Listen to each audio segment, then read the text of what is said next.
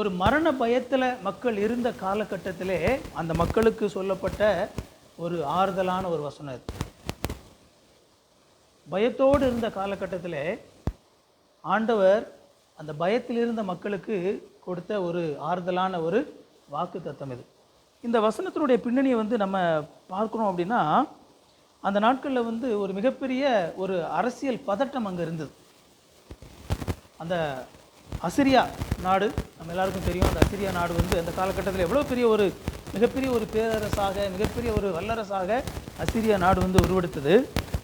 அவங்க பார்த்தீங்க அப்படின்னா ரொம்ப வேகமாக எல்லா நாடுகளுக்கும் போய் போரிட்டு அந்த நாடுகளை தங்களுக்கு வசமாக ஆக்கி கொண்டாங்க இல்லையா. அந்த நாட்களில் நமக்கு தெரியும் இல்லையா, ராஜாக்கள் போருக்கு போய் அந்த அந்த நாடுகளெல்லாம் தங்களுக்கு இல்லையா தங்களுடைய நாடுகளாக மாற்றிக்கொள்வாங்க.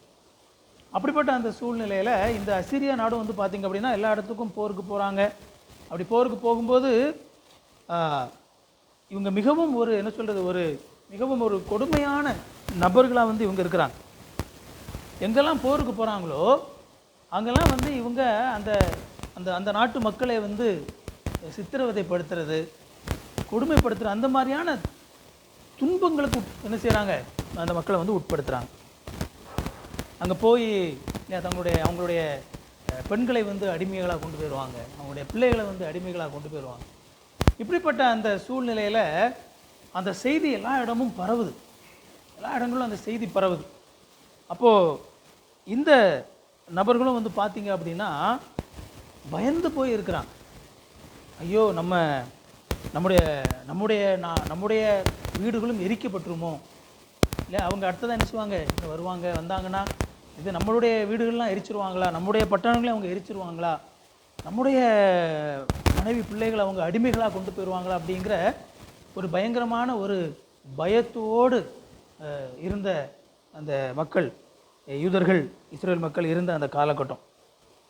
அது மட்டும் இல்லாமல் இந்த மக்கள் அந்த காலகட்டத்தில் பார்த்தீங்க அப்படின்னா அங்கே ஆவிக்குரிய சூழ்நிலையும் ரொம்ப சொல்லிக்கொள்ளக்கூடிய மாதிரி இல்லை. இந்த மக்கள் ஆண்டவருடைய கட்டளைகளை மறந்து மற்ற நாடுகள் தெய்வங்களாக வணங்கக்கூடியவங்களை இவங்களும் என்ன செய்தாங்க, பல நபர்கள் தெய்வங்களாக என்ன செஞ்சால் வணங்கி கொண்டு இருந்தாங்க. அப்போ கடவுளுடைய வார்த்தைக்கு மிகப்பெரிய முக்கியத்துவம் அங்கே இல்லை. ரொம்ப முக்கியமாக உண்மையை பேசக்கூடிய, கடவுள் என்ன சொல்கிறார் அப்படின்னு சொல்லி உண்மையான வசனத்தை சொல்லக்கூடிய தீர்க்கதரிசிகளுக்கு பார்த்தீங்க அப்படின்னா பெரிய அளவில் மரியாதை இல்லாமல் இருந்துச்சு. பொய் சொல்லக்கூடிய தீர்க்கதரிசிகளுக்கு அதிகமான மதிப்பு இருந்தது. ஆனால் உண்மை சொல்லக்கூடிய தீர்க்கதரிசிகள் என்ன செஞ்சாங்க, அந்த மக்கள் வெறுத்து ஒதுக்குனாங்க. இந்த ஏசாயா தீர்க்கதரிசியும் கூட ஒரு உண்மையை பேசக்கூடிய ஒரு தீர்க்கதரிசியாக அவர் இருந்தார். அது மட்டும் இல்லாமல் பார்த்தீங்க அப்படின்னா இந்த மக்கள் தங்களுடைய இந்த ஆவிக்குரிய தேடல் அப்படின்னு சொல்லி பார்க்கும் பொழுது இந்த மந்திரவாதிகளையும் குறி சொல்லுறவங்களையும் தேடி ஓடிக்கொண்டிருந்த ஒரு காலகட்டம்.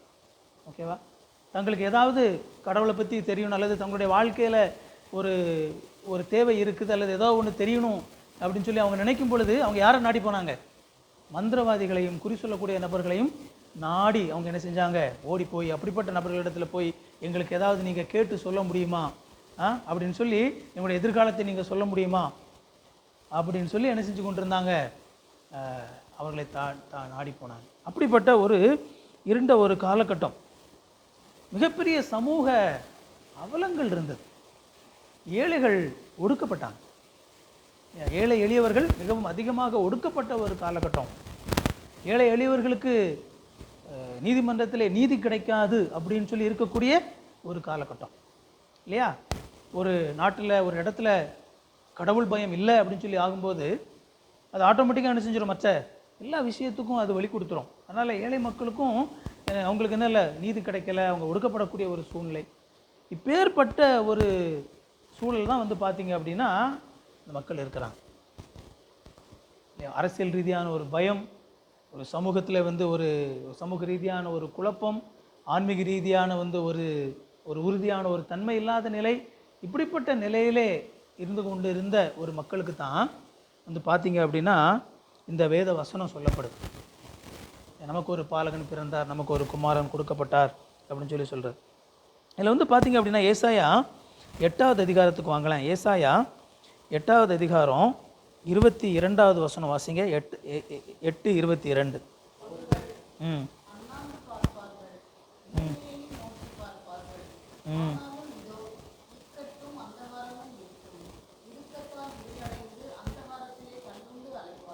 பாருங்க, இந்த மாதிரியான ஒரு விஷயந்தான் அங்கே அங்கே அந்த சூழல், அங்கே இருந்த சூழலை பற்றி தான் என்ன செய்கிறாரு ஏசாயா இதில் எழுதுறாரு.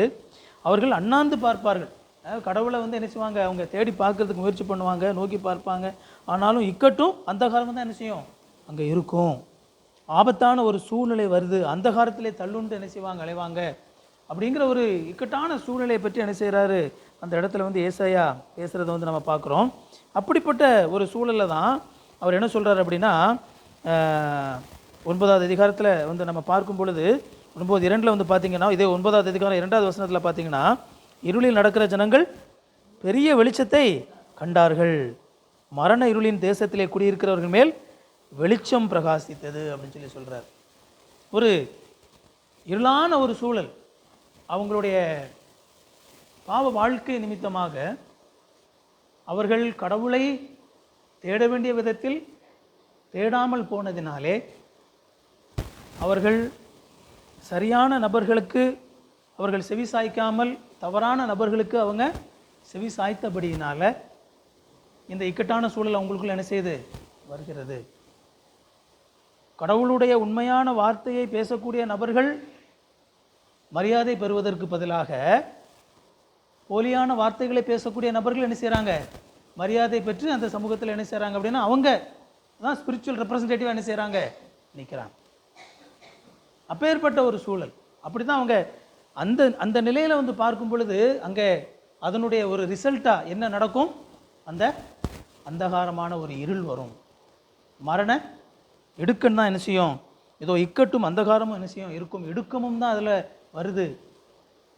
அப்படி இடுக்கமான சூழ்நிலைக்குள்ளே அவங்க போகக்கூடிய அந்த நேரத்தில் எங்களை யார் காப்பாற்றுவா, ஐயோ இப்படி ஒரு ஆபத்தான ஒரு சூழ்நிலை வருதே அப்படின்னு சொல்லி அந்த தீர்க்கதரிசி அங்கலாய்க்கும் போது அங்கே வந்து பார்த்தீங்க அப்படின்னா, அங்கே இந்த மேசியாவை குறித்த வாக்குத்தத்தம் என்ன செய்யப்படுது, சொல்லப்படுகிறது. இப்பேற்பட்ட அந்த இருளில் இருந்து அவர்களை காப்பாற்றும்படியாக ஆண்டவராலே அனுப்பப்படக்கூடிய ஒரு நபர். நமக்கு ஒரு பாலகன் பிறந்தார், நமக்கு ஒரு குமாரன் கொடுக்கப்பட்டார். அந்த இருளை விரட்டுவதற்காக தேவனாலே கொடுக்கப்படக்கூடிய ஒரு தீர்வு. நீங்கள் யோசித்து பார்த்தோம் அப்படின்னா, அன்றைக்கு அந்த இஸ்ரவேல் மக்கள் மத்தியிலே, யூத மக்கள் மத்தியிலே இருந்த ஒரு சூழலுக்கும் இன்றைக்கு நாம் பார்க்கக்கூடிய ஒரு சூழலுக்கும் மிகப்பெரிய ஒரு வித்தியாசம் கிடையாது. ஆனால் அப்பேற்பட்ட ஒரு இடுக்கணில் அவங்க இருந்தாலும் கூட அங்கே ஆண்டவர் அவங்களுக்கு சொன்னார், நமக்கு ஒரு பாலகன் பிறந்தார், நமக்கு ஒரு குமாரன் கொடுக்கப்பட்டார் அப்படின்னு சொல்லி அவர் எப்படிப்பட்டவராக இருப்பார் அப்படின்னு சொல்லி அவங்களுக்கு என்ன செய்யப்பட்டது, அங்கே அவங்களுக்கு ஒரு வாக்குத்தத்தம் கொடுக்கப்பட்டது. எல்லா சூழ்நிலைகளிலேயும், எல்லா ஆபத்துகளிலேயும், எல்லா இடுக்கண்களிலேயும் நமக்கு உண்மையான ஆறுதலை கொடுக்கக்கூடிய ஒரு நபராக யார் தான் இருக்கிறா இல்லையா, இதில் சொல்லப்படக்கூடிய அந்த குமாரன், அந்த இயேசு கிறிஸ்து தான் என்ன செய்கிறாரு, இருக்கிறார். ஒருவேளை அவங்களுக்கு பலவிதமான பிரச்சனைகள் இருந்தது, அரசியல் ரீதியான பிரச்சனைகள் இருந்தது, சமூக ரீதியான பிரச்சனைகள் இருந்தது, அவங்களுடைய குடும்பத்திலே வந்து பிரச்சனை இருந்தது இல்லையா, ஆவிக்குறி ரீதியான பிரச்சனைகள், இப்படி எல்லா விதமான பிரச்சனைகளுக்குள்ளாகவும் அவங்க என்ன செய்கிறாங்க, கடந்து போய் கொண்டு இருக்கிறாங்க. ஆனாலும் அவங்களுக்கு தீர்வாக இங்கே கொடுக்கப்படுவது யார் அப்படின்னு சொல்லி பார்த்தீங்க அப்படின்னா, உங்களுக்கு ஒரு குமாரன் என்ன செய்கிறாரு, தீர்வாக கொடுக்கப்பட போகிறார் அப்படின்னு சொல்லி வந்து இந்த வசனம் வந்து சொல்லுது. அப்போது இது யார், இந்த வசனத்தை மட்டும் நம்ம என்ன செய்யலாம் அப்படின்னா, சுருக்கமாக நாம் வந்து இந்த வசனத்தை மட்டும் நம்ம பார்க்கலாம். இந்த 6வது வசனத்தை அதில் ஒரு 3 பகுதியாக வந்து நாம் இதை வந்து பிரித்து வந்து நம்ம பார்க்கலாம். முதலாவது வந்து பார்த்திங்க அப்படின்னா, அவருடைய அந்த அவதாரம், ஒரு நபருடைய அந்த அவதாரத்தினுடைய ரகசியம் அது வந்து அதில் என்ன செய்யப்பட்டிருக்கு, சொல்லப்பட்டிருக்குது. அதில் பார்த்திங்க, நமக்கு ஒரு பாலகன் பிறந்தார், நமக்கு ஒரு குமாரன் கொடுக்கப்பட்டார்.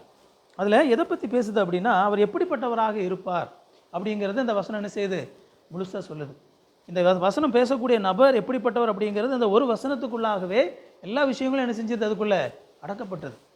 முதலாவது அது அவருடைய மனிதத்தன்மையை என்ன செய்து பேசுகிறது, மனிதத்தன்மையை பேசுது. நமக்கு ஒரு பாலகன் பிறந்தார் அப்படின்னு சொல்லி நம்ம பார்க்கும் பொழுது, நமக்கு ஒரு குமாரன் கொடுக்கப்பட்டார் அப்படின்னு சொல்லி பார்க்கும்போது, அந்த பாலகன் பிறந்தார் அப்படிங்கிற வார்த்தை அவருடைய மனிதத்தன்மையை குறிக்கிறது.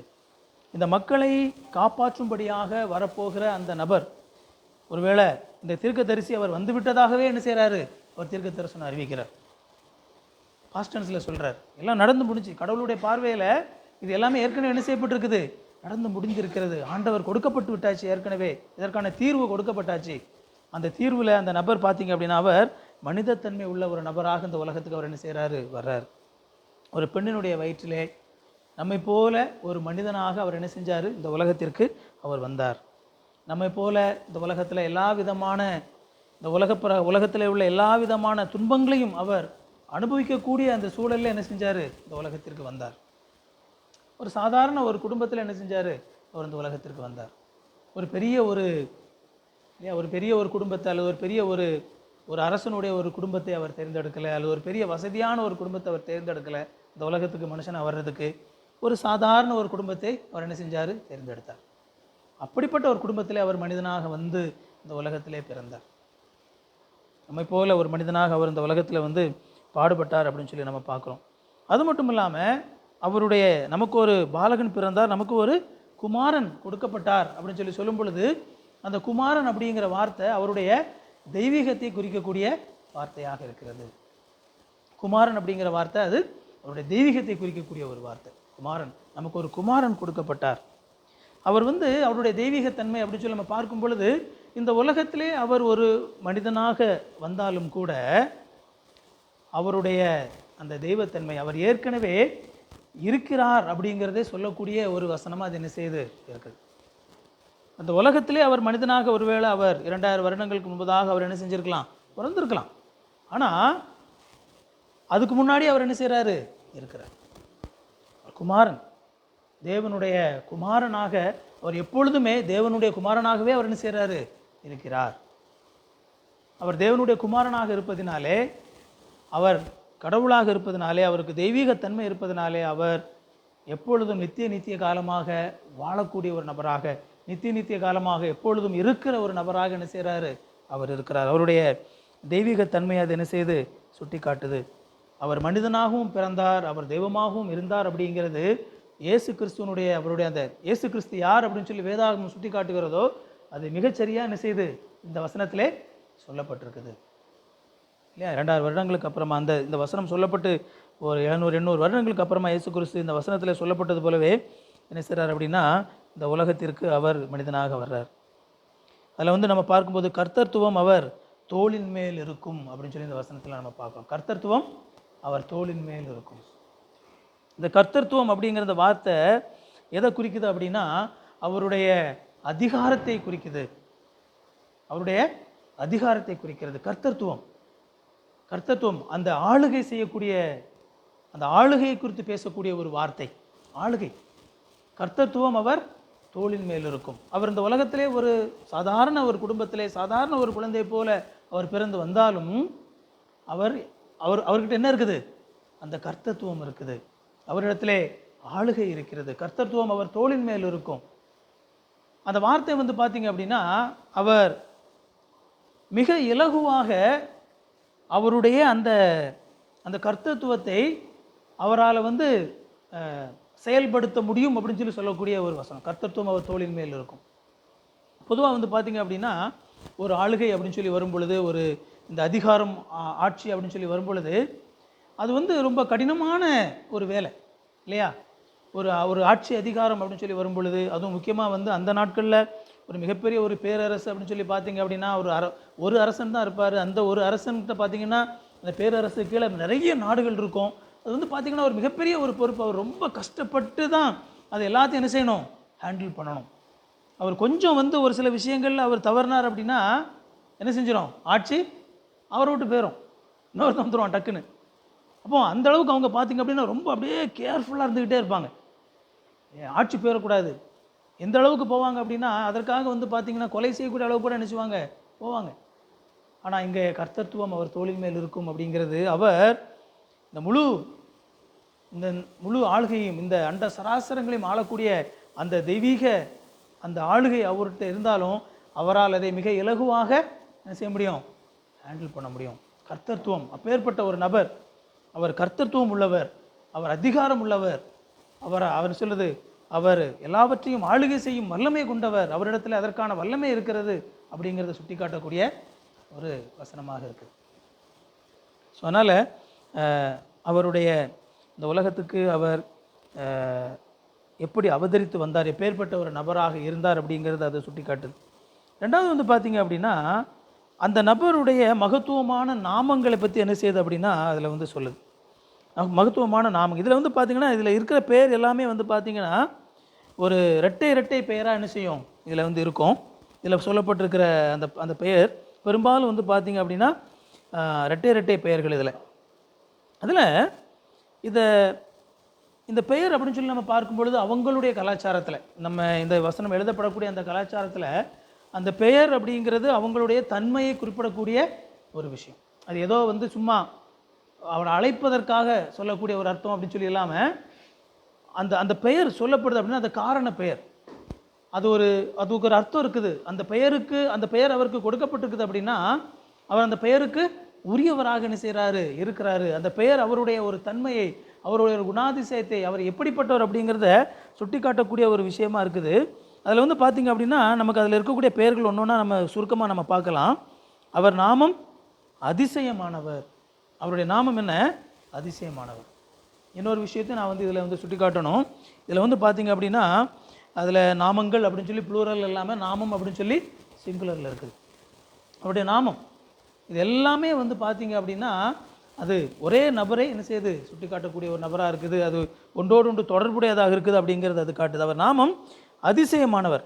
இந்த அதிசயம் அப்படிங்கிற அந்த எபிரேய வார்த்தை வந்து பார்த்திங்க அப்படின்னா அது மனித அறிவுக்கு அப்பாற்பட்ட விஷயத்தை சுட்டி காட்டக்கூடிய ஒரு வார்த்தை. மனித அறிவுக்கு அப்பாற்பட்டது இல்லையா? அந்த உலக பிரகாரமான விளக்கங்களுக்கு அப்பாற்பட்ட விஷயத்தை சுட்டி காட்டக்கூடிய ஒரு வார்த்தை அது. அதனால தான் வந்து அவர் அதிசயமானவர். அதிசயமானவர். ஒருவேளை ஒரு மனித அறிவை வைத்து முழுவதுமாக அவரை வந்து நாம் புரிந்து கொள்ளலாம். நம்ம இந்த மனித அறிவை வைத்து முழுவதுமாக அவரை எக்ஸ்பிளைன் பண்ணிடலாம் அப்படின்னு சொல்லி என்ன செய்ய முடியாது, செய்ய முடியாது. அப்பேற்பட்ட ஒரு நபராக என்ன செய்கிறாரு, அவர் இருக்கிறாரு. அதனால் அவர் வந்து பார்த்திங்க அப்படின்னா அவர் நம்முடைய மனிதனுடைய எண்ணங்களுக்கெல்லாம் தாண்டின ஒரு நபராக அவர் என்ன செய்கிறார், அவர் இருக்கிறார்.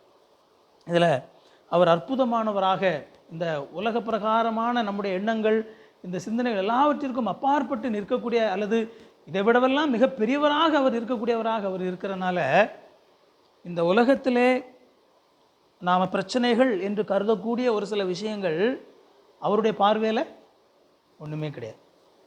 ஓகேவா இல்லையா? அதான் அதனுடைய அர்த்தம். இந்த உலகத்தில் நம்ம பல பிரச்சனைகள் அப்படின்னு சொல்லி நம்ம பார்க்குறோம். எனக்கு எவ்வளவோ பிரச்சனைகள் இந்த உலகத்தில் இருக்குது. ஒருவேளை கிறிஸ்தவங்களுக்கு இந்த மாதிரியான ஒரு பிரச்சனை இந்த உலகத்தில் என்ன செய்யுது இருக்குது, அப்படி பிரச்சனை இருக்குது, இப்படி பிரச்சனை இருக்குது அப்படிங்கிற மாதிரியான பல எண்ணங்கள் என்ன செய்யுது இருக்கலாம். ஆனால் உண்மை என்ன அப்படின்னா அவர் அதிசயமானவர். அவர் இந்த உலக பிரகாரமான காரியங்கள் எல்லாவற்றை காட்டிலும் மிக பெரியவராக அவர் இருக்கிறாரு. இந்த உலகத்தில் உள்ள ஒரு எந்த ஒரு பிரச்சனையை விட அவர் பெரியவராக, அது எல்லாவற்றையும் அதை கையாளக்கூடிய வல்லமை கொண்ட ஒரு நபராக அவர் இருக்கிறாரு அப்படிங்கிறது என்ன செய்கிறோம் நம்ம பார்க்குறோம். அது மட்டும் இல்லாமல் எந்த ஒரு பிரச்சனைக்கும் தீர்வை கொடுக்கக்கூடிய ஒரு நபராக என்ன செய்கிறாரு, அவர் இருக்கிறாரு அப்படிங்கிறது நம்ம பார்க்குறோம். அடுத்தது வந்து பார்த்திங்க அப்படின்னா வல்லமை உள்ள தேவன். வல்லமை உள்ள தேவன், மைட்டி காட், வல்லமை உள்ள தேவன். வெறுமனே வல்லமை உள்ளவர் மட்டும் கிடையாது, வெறுமனே தேவன் அப்படின்னு சொல்லி மட்டும் முடிக்கலை. என்ன சொல்லுது? வல்லமை உள்ள தேவன் இல்லையா? வல்லமை உள்ள தேவன். அந்த வல்லமை உள்ள தேவன் அப்படின்னு சொல்லி வந்து நம்ம பார்க்கும் பொழுது அவர் இல்லையா ஒரு பராக்கிரமம் உள்ள ஒரு ஆண்டவராக என்ன செய்கிறார், அவர் இருக்கிறார். சர்வ வல்லமை உடைய ஒரு ஆண்டவராக இருக்கிறார் இல்லையா? அந்த மக்கள் ஒரு பயத்தில் இருந்த ஒரு காலகட்டம்.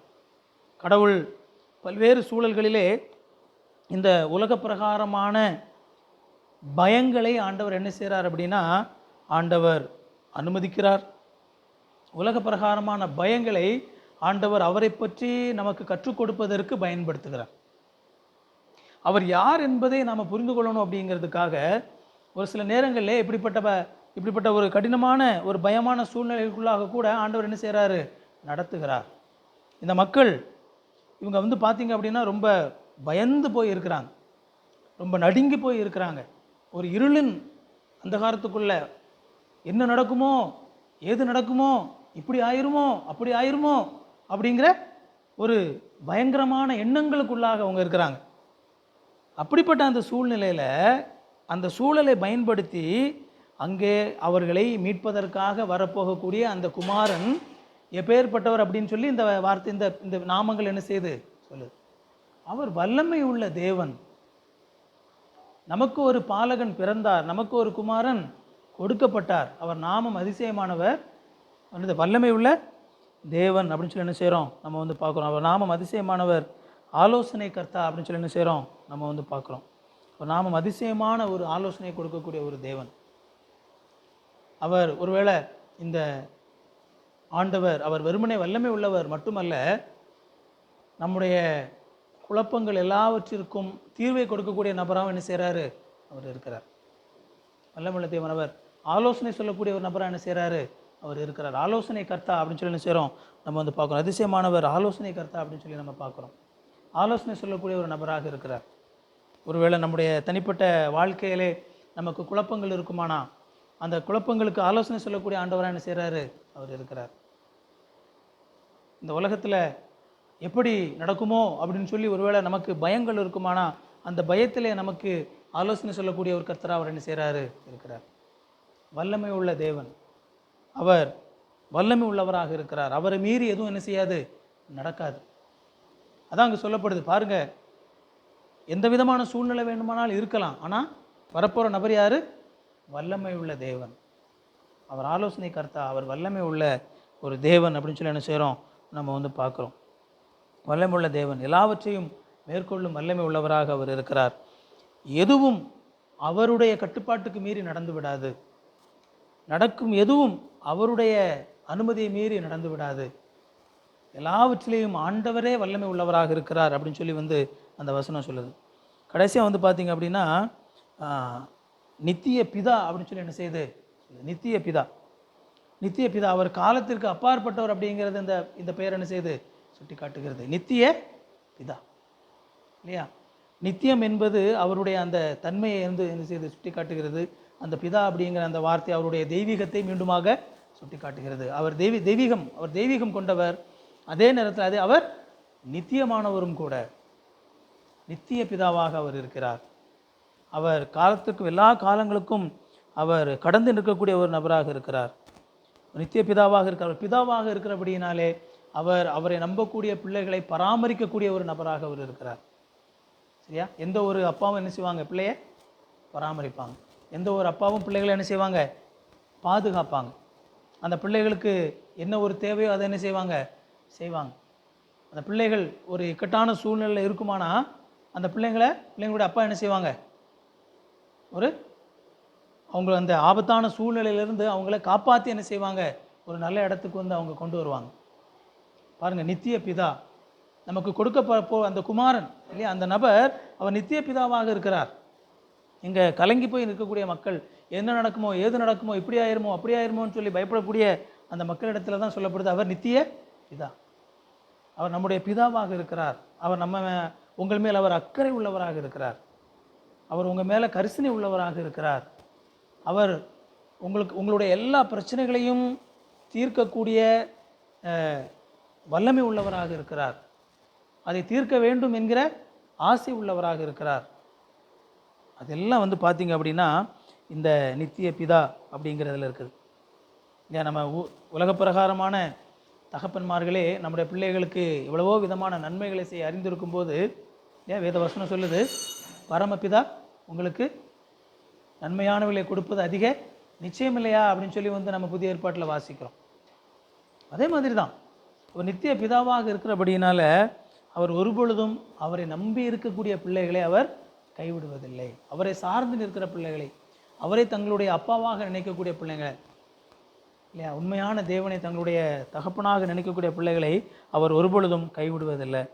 அடுத்ததாக சமாதான பிரபு அப்படின்னு சொல்லி நம்ம பார்க்குறோம். சமாதானம் பிரபு, 2 வார்த்தை இருக்குது. சமாதான பிரபு, சமாதானத்தை கொண்டு வரக்கூடிய ஒரு நபர்.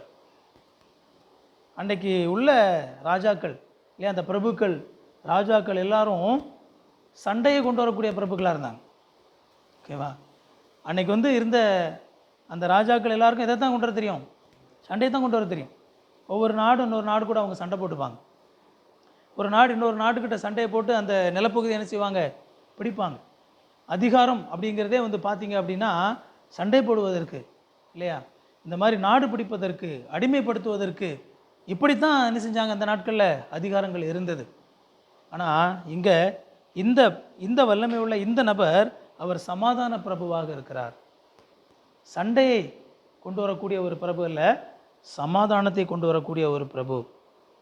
சமாதானம் அப்படிங்கிறது வெறுமனே சண்டை இல்லாத நிலை மட்டும் கிடையாது. அவர் ஒரு முழுமையான ஒரு அமைதியை, இல்லையா, அவர் உள்ளார்ந்த ஒரு அமைதியை கொடுக்கக்கூடிய வல்லமை உள்ள ஒரு கடவுளாக அவர் இருக்கிறார். சமாதானத்தை கொடுக்கக்கூடிய ஒரு நபர், இல்லையா? யார் இந்த சமாதானம் பண்ணுகிறவர்கள்? பாக்கியவான்கள் அப்படின்னு சொல்லி நம்ம பார்க்குறோம், இல்லையா? இப்போ சமாதானம் அப்படிங்கிறது என்ன?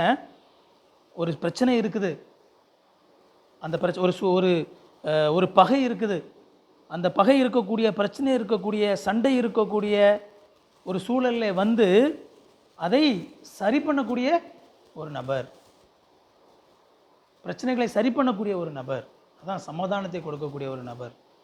இந்த இடத்துல நம்ம ஆவிக்குரிய ரீதியாக நாம் பார்க்கும் பொழுது ஒருவேளை மனுஷங்க கடவுளோடு கூட பகை உள்ளவங்களாக இருக்கிறாங்க.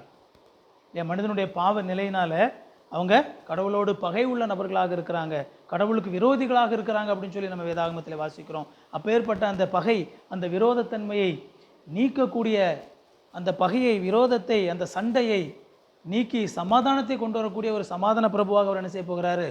வரப்போகிறார். இந்த மக்கள் வந்து பார்த்தீங்க அப்படின்னா, இந்த மக்களுக்கும் கடவுள் கடையில் என்ன இல்லை? சமாதானம் இல்லை, இல்லையா? உண்மையான கடவுளை அவர்கள் அறிந்திருந்தார்கள், ஆனால் அந்த உண்மையான கடவுளை அவர்கள் மனதார தேடலை, இல்லையா? இந்த இந்த இஸ்ரவேல் ஜனம் மாதிரி ஒரு ஜனத்துக்கு, வேறு எந்த ஜனத்துக்கு உண்மையான கடவுளை பற்றி தெரியும்? ஆனால் இந்த ஏசாயா வாழ்ந்த காலகட்டத்தில் நீங்கள் அந்த மக்கள் எப்படி ஆவிக்குரிய ரீதியாக வாழ்ந்தாங்க அப்படின்னு சொல்லி நீங்கள் பார்த்தீங்க அப்படின்னா, அது நமக்கு மிகப்பெரிய ஒரு ஆச்சரியத்தையும் அதிர்ச்சியும் என்ன செய்யும்? அது நமக்கு கொடுக்கும். ஏன்னா அவங்க இந்த உண்மையான கடவுளை மறந்து அவர்கள் பொய்யான கடவுள்களை என்ன செஞ்சாங்க? தேடிக்கொண்டு இருந்தாங்க. கடவுளை தேட வேண்டிய விதத்தில் அவங்க என்ன செய்யலை? தேடலை. உண்மையான கடவுளை அவர் ஆண்டவர் நமக்கு வேதாகமத்தில் அவர் எப்படி காட்டியிருக்கிறாரோ அப்படி அவரை ஏற்றுக்கொள்ள என்ன செஞ்சாங்க? அவங்களுக்கு விருப்பம் இல்லை, மறுத்தாங்க. இவர்களாக அவங்களுக்கு பல கடவுள்களை உண்டு பண்ணி கொண்டாங்க. இவங்களுக்கு விரும்புகிற மாதிரி அவங்க கடவுளை உருவாக்குனாங்க. ஓகேவா? இதில் நீங்கள் பார்த்தீங்க அப்படின்னா அவங்க எல்லாருமே பல நபர்கள் பர்சனல் காட், அவங்களாகவே வந்து புது புது கடவுள்களை அவங்க என்ன செய்து கொண்டாங்க? அவங்களுக்கு உருவாக்கி கொண்டாங்க அப்படின்னு சொல்லி வந்து அதில் சொல்லுது. தங்களுக்காக தெய்வங்களை அவர்கள் உண்டாக்கி கொண்டார்கள். அவங்களுடைய கற்பனையிலிருந்து அவங்க தெய்வங்களை உண்டாக்கி கொண்டாங்க. அப்படி என்ன அர்த்தம் அப்படின்னா, ரொம்ப சிம்பிள் தான். வேதாகமத்திலே கடவுள் எப்படிப்பட்டவர் அப்படின்னு சொல்லி ஒன்று சொல்லப்படுது, ஆனால் இவங்களுக்கு அந்த கடவுள் பிடிக்கலை. அதனால் இவங்களுக்கு பிடிச்ச மாதிரி என்ன செஞ்சுக்கிட்டாங்க? ஒரு தெய்வங்களை அவங்க உண்டாக்கிக்கிட்டாங்க. எங்களுக்கு நான் ஆசைப்படுற கடவுள் இப்படி தான் என்ன செய்யணும்? இருக்கணும். நீங்கள்லாம் சொல்லாதீங்க அவர் எப்படி இருப்பார்லாம், எங்களுக்கு அதுங்க அவசியமே கிடையாது. எங்களுக்கு இவர் இப்படி தான், இந்த கடவுள் தான் எங்களுக்கு வேணும். ஆனால் எங்களுக்கு பிடிச்ச மாதிரி நாங்கள் என்ன செஞ்சுக்கிறோம்? நாங்கள் எங்களுக்காக உருவாக்கி கொள்கிறோம் அப்படின்னு சொல்லி ஆளுக்கு வந்து அந்த நாட்களில் வந்து என்ன செஞ்சுருந்தாங்க அப்படின்னா, இப்படி உருவாக்கி வச்சுருந்தாங்க. அதை ஆண்டவர் மிக கடுமையாக ஆண்டவர் வேதாகமத்திலே இந்த காலகட்டங்களிலே கண்டித்து பேசுகிறார். நீங்கள் இப்படிலாம் நீங்கள் பண்ணலையா? நீங்கள் உங்களுக்குன்ற சொருபங்களை நீங்கள் உருவாக்கி கொள்ளவில்லையா அப்படின்னு சொல்லி என்ன செய்கிறாரு? ஆண்டவர் கோபத்தோடு கேள்வி கேட்குறத நம்ம பார்க்குறோம். இந்த நாட்கள்லையும் கூட பல நபர்கள் இதே தவறை இன்றைக்கும் கூட பல கிறிஸ்தவ சூழ்நிலைகள் என்ன செய்கிறோம்? நம்ம பார்க்குறோம். வேதாகமம் சொல்லக்கூடிய கிறிஸ்துவை பிரசங்கிக்கும் பொழுது எங்களுக்கு இந்த வேதாகமம் சொல்லக்கூடிய கிறிஸ்து வேண்டாம், அவர் கொஞ்சம் வேறு மாதிரி இருக்கார், நாங்கள் எதிர்பார்க்குற மாதிரி அவர் இல்லை, அதனால் நாங்கள் ஆசைப்படுற மாதிரி வந்து ஒரு கிறிஸ்துவை நாங்கள் என்ன செஞ்சுக்கிறோம்? உருவாக்கி கொள்கிறோம். நாங்கள் இப்படி இருக்கட்டும், ஒரு கிறிஸ்து இப்படி இருந்தால் தான் அது நல்லது அப்படின்னு சொல்லி அவர்களாக ஒரு கிறிஸ்துவை என்ன செய்கிறாங்க? உருவாக்கி கொள்கிறார்கள். அவர்களாக அவங்களுடைய ஆசைக்கு உட்பட்டு அவங்க எதிர்பார்க்குற மாதிரியான ஒரு கிறிஸ்துவை பிரசங்கக்கூடிய பிரசங்கியார்கள் மிகவும் புகழ்பெற்ற நபர்களாக என்ன செய்கிறாங்க? வலம் வருகிறார்கள். வேதாகமம் சொல்லக்கூடிய கிறிஸ்துவை அப்படியே பிரசங்கிக்கக்கூடிய பல பிரசங்கியார்களுக்கு உலகத்தில் என்ன இல்லை? மரியாதை இல்லை. பெரிய அளவில் ஒன்றும் வித்தியாசம்லாம் கிடையாது. அன்றைக்கு இருந்த அந்த மக்களுடைய அந்த காலகட்டமும் இன்றைக்கு இருந்த காலகட்டத்திலையும் பெரிய ஒரு வித்தியாசம்லாம் ஒன்றும் இல்லை. இப்படி தான் சூழல் இருக்குது. அது என்ன செய்தது? அது பாருங்கள், அந்த மாதிரி அவங்களுக்கென்று பல்வேறு விதமான தெய்வங்களை அவர்கள் உண்டாக்கி கொள்வதும் மற்ற நபர்கள் தெய்வங்களாக சொல்லக்கூடிய காரியங்களை வந்து கடவுளாக அவங்க போய் வணங்குவதுமாக இருந்தாங்க. இன்றைக்கும் கிறிஸ்தவத்தில் வந்து பார்த்தீங்க அப்படின்னா பல மற்ற மதங்களில் இருக்கக்கூடிய பழக்க வழக்கங்கள் அதுக்கு கிறிஸ்தவ மக்களுக்கு பிடிச்சிருக்குது அப்படிங்கிறனால அது கொஞ்சம் அப்படியே ஒரு ஒரு கிறிஸ்டியன் பெயிண்ட் அதுக்கு அடித்து அதுக்கு என்ன செஞ்சுக்கிறாங்க, அப்படியே கொஞ்சம் மாற்றிக்கிறாங்க இல்லையா.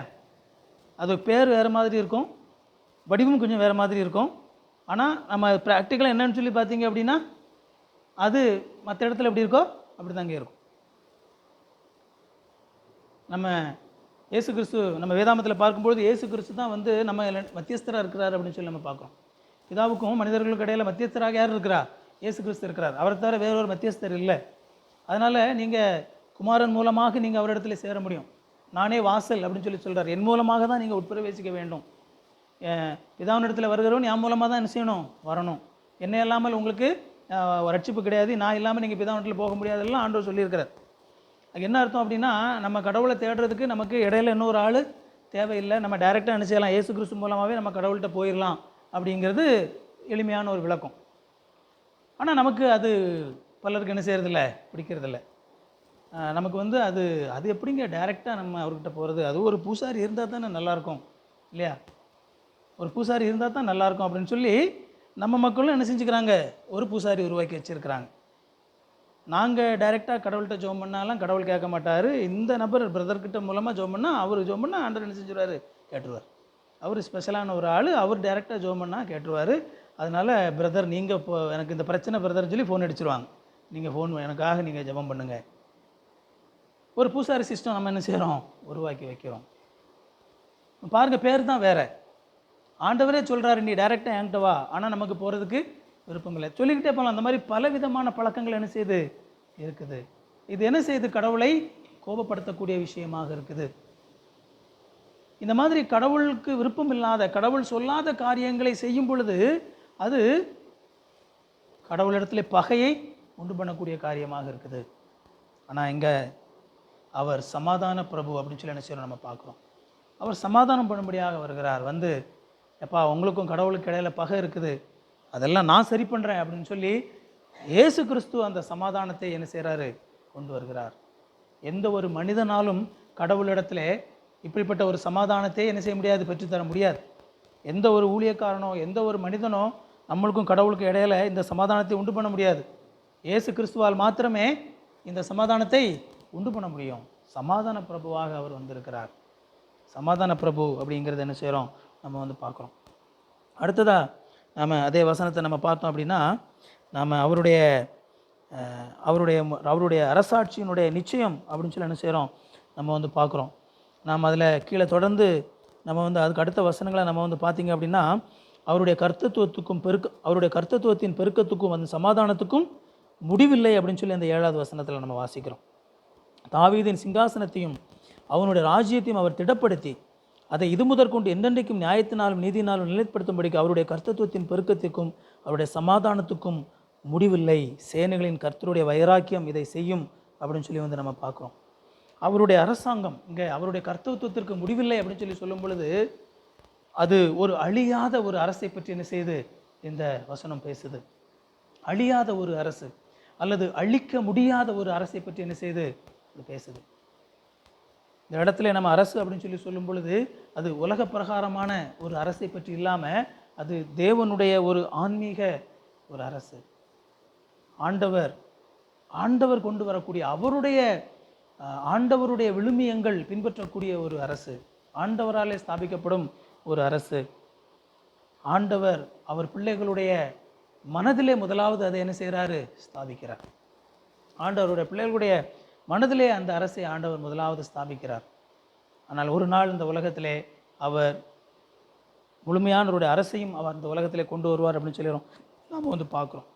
இந்த உலகத்தில் நாம் இந்த பகுதியில் நம்ம பார்க்கும் பொழுது அந்த அசீரியர்கள் மிகப்பெரிய பலம் வாய்ந்தவர்களாக உருவானாங்க. அசீரியர்கள் அப்படின்னா அந்த நாட்களில் வந்து பார்த்திங்கன்னா அந்த அளவுக்கு அவங்க பலம் பெற்று எல்லா நாடுகளையும் அடிமைப்படுத்தினாங்க. இன்றைக்கி அவங்க எங்கே இருக்காங்க அப்படின்னு சொல்லி தேடணும்னா எங்கேயுமே இல்லை, இந்த அசீரியர்கள் இல்லை. அதுக்கப்புறமா நம்ம பார்க்கும்போது பாபிலோன் அப்படின்னு சொல்லி மிகப்பெரிய ஒரு அரசை என்ன செஞ்சாங்க, ஒரு சிலர் அந்த அரசு இருந்தது. அவங்க என்ன செஞ்சாங்க, அவர்கள் அழிந்து போனார்கள். இன்றைக்கி பாபிலோன் இல்லை. ஆனால் அதே மாதிரி நம்ம பாபிலோனுக்கு அடுத்து தான் வந்து பார்த்திங்க அப்படின்னா பெர்சிய அரசு. மேதியர்கள், பெர்சியர்கள் அப்படின்னு சொல்லி அவங்க மிகப்பெரிய ஒரு அரசாக அவங்க அடுத்தால உருவாங்கினாங்க. இன்னைக்கு அந்த அரசும் இல்லை. அடுத்தால கிரேக்கர்கள் மிகப்பெரிய ஒரு உலக ராஜ்யம். அடுத்தது கிரேக்கர்கள் அப்படி நெப்போலியன் இல்லையா, சாரி கிரேக்கர் இவர் அலெக்சாண்டர், மகா அலெக்சாண்டர் அப்படின்னு சொல்லி நம்ம பார்க்குறோம். அந்த அலெக்சாண்டர் அவர் மிக குறுகிய வயதிலேயே உலகத்தின் பெரும்பகுதியை பிடித்து அவர் வந்து மிகப்பெரிய ஒரு ராஜாவாக மாறினார். இன்னைக்கு கிரேக்க அரசு எங்கே இருக்குன்னு சொல்லி தேடி பார்த்தா இல்லை. அதுக்கப்புறமா ரோமர்கள் ஆட்சிக்கு வந்தாங்க. அவங்களும் உலகத்தின் பெரும்பகுதியில் தங்களுடைய ஆட்சியில் வைத்திருந்தாங்க. இன்னைக்கு ரோமர்களும் ஆட்சியில் இல்லை. தொடர்ந்து நம்ம ஹிஸ்ட்ரியை பார்த்துக்கிட்டே வந்தோம் அப்படின்னா எத்தனையோ நபர்கள் இந்த மாதிரி பெரிய பெரிய அரசாங்கங்களெல்லாம் அமைச்சாங்க. தொடர்ந்து இந்த மாதிரி அரசாங்கங்கள் வந்து ஆனால் வீழ்ந்து போனது. ஆனால் இங்கே இயேசு கிறிஸ்து அவர் ஸ்தாபிக்க போகக்கூடிய அந்த அரசை பற்றி நம்ம பார்க்கும் பொழுது அது நித்திய ஒரு அரசாங்க செய்யும் இருக்கும். அவருடைய கர்த்தத்துவத்துக்கு என்ன கிடையாது, முடிவில்லை. அது முடியவே செய்யாது. அது முடியாத ஒரு அரசாக அது இருக்கும் அப்படின்னு சொல்லி என்ன செய்கிறோம் நம்ம பார்க்குறோம். இன்னைக்கு 2000 ஆண்டுகளாக இல்லையா, அவர் சொன்னது போல் அவர் முதலாவது தன்னுடைய அந்த ராஜ்யத்தை ஆண்டவர் அவரை நம்பக்கூடிய பிள்ளைகளுடைய இருதயத்திலே ஸ்தாபிக்கிறார். அவரை நம்பக்கூடிய பிள்ளைகளுடைய ஐக்கியத்திலே ஆண்டவர் என்ன செய்கிறாரு, அதை ஆண்டவர் ஸ்தாபிக்கிறார். அவரை நம்பக்கூடிய ஒரு சபையாக இருக்கக்கூடிய இடத்துல ஆண்டவர் அவருடைய ராஜ்யத்தை என்ன செய்கிறாரு, முதலாவது ஆண்டவர் ஸ்தாபிக்கிறார். இந்த ராஜ்யம் அப்படிங்கிறது உலக பிரகாரமான ராஜ்யம் மாதிரி கிடையாது. அதுக்கு ஆப்போசிட்டான ஒரு ராஜ்யம் இல்லையா. உலக பிரகாரமான ராஜ்யங்கள் அதிகாரத்தை பயன்படுத்தி அல்லது ஃபோர்ஸ் இல்லையா, அதை பயன்படுத்தி மிரட்டி, பயம் காட்டி, அடித்து, கொடுமைப்படுத்தி தங்களுடைய கட்டுப்பாட்டுக்குள்ளே எல்லாரையும் கொண்டு வந்து விட வேண்டும் என்று துடிக்கக்கூடிய அரசாங்கம் இல்லையா. அப்படிப்பட்ட அரசு இந்த உலக அரசு இல்லையா. நாங்கள் எப்படியா இதை செஞ்சுருவோம், நாங்கள் அதை அப்படி பயங்காட்டி இப்படி பயங்காட்டி நாங்கள் நித்தியாவது ஒன்று இதை செஞ்சுருவோம் அப்படின்னு சொல்லி அப்படிப்பட்ட ஒரு மனநிலையோடு சிந்திக்கக்கூடியது இந்த உலக அரசு. அப்படி தான் இந்த பெரிய பெரிய அரசுக்கள்லாம் என்ன செஞ்சுது இருந்தது. மக்களை பயங்காட்டினாங்க, மிரட்டினாங்க, அடித்தாங்க, துன்பப்படுத்தினாங்க, கொன்னாங்க, தீயால் என்ன செஞ்சாங்க, கொளுத்துனாங்க. இதெல்லாம் இந்த அசீரிய அரசு, நான் சொன்னேன் இந்த அரசுகள் எல்லாம் பண்ணாங்க. ஆனால் அவங்க இல்லை. ஆனால் ஒரு அன்பின் ஒரு அரசாக இல்லையா, சமாதானத்தை பேசக்கூடிய ஒரு அரசாக, உங்களை ஒருத்தங்க அடித்தாங்க அப்படின்னா ஒரு கன்னத்தில் அடித்தா இன்னொரு கன்னத்தை நீ திருப்பி காட்டு அப்படின்னு சொல்லக்கூடிய அந்த கொள்கையை உடைய ஒரு அரசாக, உங்களுடைய விரோதிகளையும் நேசியுங்க இல்லையா. உலக பிரகாரமான அரசு என்ன சொல்லும், உன்னை ஒருத்தன் விரோதிச்சா அவன் என்ன செஞ்சிரு, போட்டு தள்ளி அவனை நீ பிடிச்சிரு, கேப்சர் பண்ணிடு, அவன் நாட்டையே கேப்சர் பண்ணிடு, அது உலகம். ஆனால் இந்த ராஜா வந்து என்ன சொன்னார் அப்படின்னா, உன்னுடைய சத்துருவை சிநேகிங்கன்னு சொல்லிட்டு போன அந்த அரசு, அந்த ராஜா, அவர் இந்த உலகத்திலே வந்து அவர் சொன்ன மாதிரியே அவருடைய ராஜ்யத்தை ஆண்டவர் ஸ்தாபிக்க ஆரம்பித்தார். இன்றைக்கி பார்த்தீங்கன்னா 2000 வருடங்களாக அவருடைய அரசு என்ன செஞ்சுக்கிட்டே இருக்குது, வளர்ந்து கொண்டே இருக்கிறது. மக்களுடைய மனங்களிலே அவருடைய அரசு என்ன செய்து வளர்ந்து கொண்டு இருக்கிறது. அவரை நேசிக்கக்கூடிய, அவரை நம்பி, அவருக்கு கீழ்ப்படிந்து, அவர் சொன்ன விதமாக தங்களுடைய வாழ்க்கையை அமைத்துக் கொள்ளக்கூடிய மக்களுடைய எண்ணிக்கை கோடானு கோடியான செய்து பெருகி இருக்குது. எத்தனையோ பேர் இந்த அரசினுடைய வழிமுறைகள் பிடிக்காம இதை நம்ம என்ன செஞ்சிடணும், அழிச்சிடணும், இதை வளர விடக்கூடாது அப்படின்னு சொல்லி எத்தனையோ பேர் ஆசைப்பட்டு அதை முயற்சி பண்ணாங்க. ஆனால் அவங்க தான் என்ன செஞ்சிட்டாங்க, அவங்களால தான் வந்து ஒரு குறிப்பிட்ட அளவுக்கு மேலே என்ன செய்ய முடியல, வளர முடியலை. ஆனால் இந்த அரசு என்ன செஞ்சுக்கிட்டு தான் இருக்குது. இயேசு கிறிஸ்துவை விசுவாக்கக்கூடிய நபர்களுடைய எண்ணிக்கை எப்பொழுதும் பெருகி கொண்டே இருக்குது. ஆண்டவர் அவருடைய அரசை ஆண்டவர் ஸ்தாபித்து கொண்டே என்ன செய்கிறார், இருக்கிறார். அவருடைய நீதி நியாயம் இல்லையா, இந்த அரசர் நீதி நியாயம் உள்ளவராக அவர் இருக்கிறார். ஆண்டவர் இதில் நம்ம பார்க்கும்போது சேனைகளுடைய கர்த்தருடைய வைராக்கியம் இதை செய்யும் அப்படின்னு சொல்லி நம்ம பார்க்குறோம். அவருடைய பெருக்கத்துக்கு முடிவில்லை, அதன் சமாதானத்துக்கும் முடிவில்லை. சேனைகளின் கர்த்தருடைய வைராக்கியம் இதை செய்யும். ஆண்டவர் ஒரு வைராக்கியம் கொண்டவராக இருக்கிறார். அவருக்குள்ளாக ஒரு வைராக்கியம் இருக்குது. வைராக்கியம் அப்படிங்கிறது என்ன, நான் இதை பண்ணிடுவேன், நான் இதை செய்து முடிப்பேன், ஜீல் இல்லையா, ஒரு உறுதிமொழி எடுத்துக்கிறது, ஐ வில் டூ திஸ். அப்படி வைராக்கியத்தோடு இருக்கிறது. இந்த ஃபயர் அப்படியே உள்ளே வச்சுக்கிட்டே இருக்கிறது, நான் அதை செஞ்சு முடிச்சிருவேன். ஆண்டவருக்குள்ள அப்படிப்பட்ட ஒரு வைராக்கியம் என்ன செய்யுது இருக்குது. அவருடைய ராஜ்யத்தை குறித்த வைராக்கியத்தை ஆண்டவர் அவருடைய மனதிலே வைத்து கொண்டிருக்கிறார். ஆண்டவர் அந்த வைராக்கியத்தோடு ஆண்டவர் என்ன செய்கிறார் அப்படின்னா, தொடர்ந்து இவ்வளவு நாள் என்ன செய்கிறாரு, செயல்பட்டு கொண்டே வருகிறார். இனிமேலும் அவர் என்ன செய்வார், செயல்பட்டு கொண்டே இருப்பார். அவருடைய ராஜ்யத்துக்கு முடிவில்லை இல்லையா? அவருடைய கர்த்தத்துவத்தின் பெருக்கத்துக்கும் அதன் சமாதானத்துக்கும் முடிவில்லை. சமாதானத்துக்கு முடிவில்லை. சமாதானத்தை கொண்டு வரக்கூடியவர். அந்த சமாதானத்தை கொண்டு வர அவர் என்ன செய்கிறாரு, துடிக்கிறார். அந்த சமாதானத்துக்கு முடிவில்லை. ஆண்டவர் அப்படிப்பட்ட அந்த சமாதானமுள்ள ஒரு ராஜ்யத்தை உருவாக்குவேன் அப்படின்னு சொல்லி ஆண்டவர் வைராக்கியம் உள்ளவராக இருக்கிறார். ஆண்டவருடைய வைராக்கியம் அதை செய்யும். ஆண்டவருடைய வைராக்கியம் அதை செய்யும். ஆண்டவர் ஒரு காரியத்தை செய்யும்படியாக வைராக்கியம் உள்ளவராக நிற்கும் பொழுது அதை யாராலும் என்ன செய்ய முடியாது, தடுக்க முடியாது.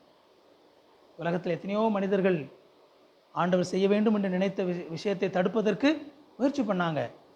ஆனால் சரித்திரத்தில் ஒரு இடத்துலையும் கடவுள் ஆண்டவர் செய்யணும்னு சொல்லி நினச்ச விஷயத்தை தடுக்க யாராலுமே முடியலை. ஏன்னா அவர் வைராக்கியம் உள்ளவராக இருந்து அவருடைய விருப்பத்தை இந்த உலகத்திலே அவருடைய சித்தத்தின்படி நிறைவேற்ற அவர் வல்லமை உள்ளவராக இருக்கிறார். வல்லமை உள்ள தேவன் அவர். அதை செய்யக்கூடிய வல்லமை உள்ளவராக என்ன செய்கிறாரு, அவர் இருக்கிறார்.